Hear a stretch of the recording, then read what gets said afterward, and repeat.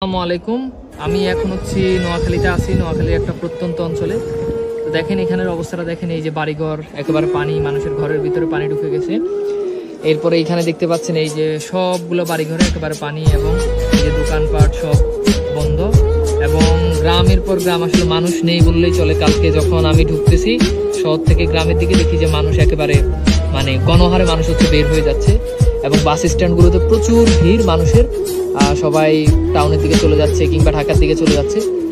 এবং গতকাল হচ্ছে সকালে বৃষ্টি হয়েছে, এরপর থেকে হচ্ছে এখন আর বৃষ্টি হচ্ছে না, এবং আজকে অনেকটা রোদ ছিল। দেখেন রাস্তাঘাটগুলো আসলে কিছুই নেই, একেবারে সবকিছু থমথমে, মানুষজন নেই, কোনো মানুষ নেই পুরো এলাকা জুড়ে।